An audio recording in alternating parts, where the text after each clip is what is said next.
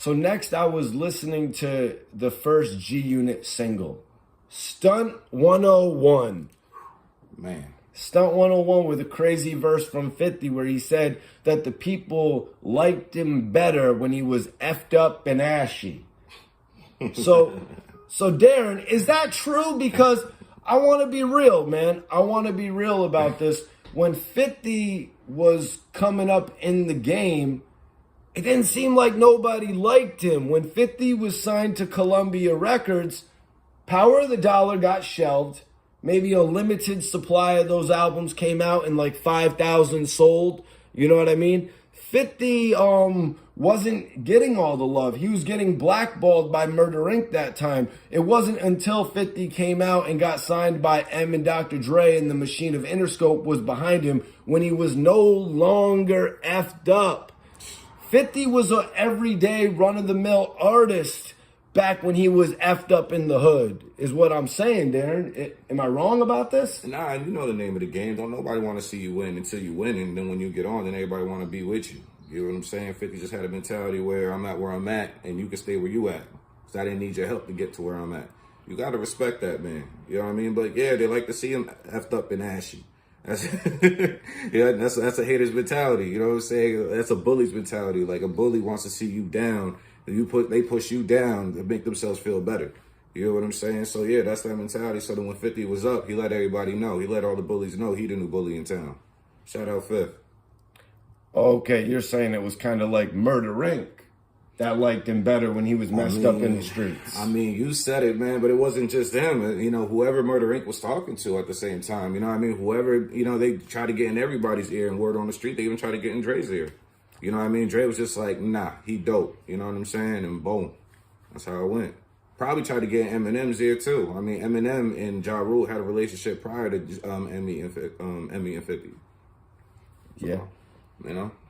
And then another thing 50 actually mentioned on Stunt 101 was the Reebok deal. Yes, 50 was speaking about the Reebok deal that Tony Yayo actually spoke on that more recently when he said he wishes he did more for it, kind of like Kanye West did when Kanye West took, you know, designing shoes to a whole nother level. And Tony Yayo said he practically just came in, put the thumbprint on his shoe, and bada bing, bada boom, it was over with. Yayo kind of wished he actually took the deal with Reebok a little more serious.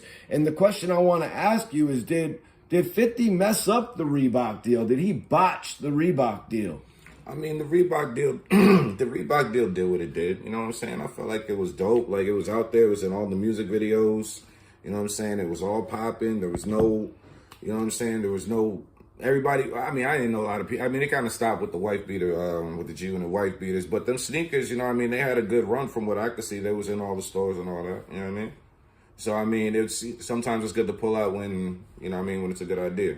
All right, but why wasn't 50 but why wasn't 50 and Yayo's shoe game, you know what I mean? Why wasn't their shoe game like Kanye's? I mean, I even noticed back in the day that people like Ja Rule didn't even have a sneaker and all that, you know what I mean? It wasn't until Jay-Z and 50 came together with that collaboration. They did the whole commercial, the GUnit sneaker, the S Carter, and you know what I mean? The game actually had a sneaker, but nobody took this sneaker game or this level of designing clothing as serious as Kanye has. Why didn't 50 and them do that? You know, I think 50 just got discouraged. You know what I'm saying? Like, he put his whole team on, you know what I mean? And they all got checks from this deal.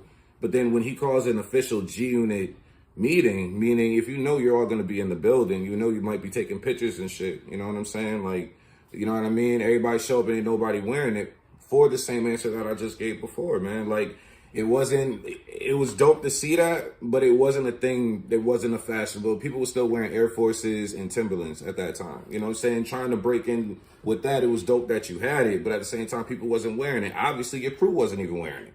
You know what I mean? So that was probably the point where he was like, you know what? He got discouraged and was like, you know what? I'm not doing this shit no more. Everything I do for now on is just going to be for me.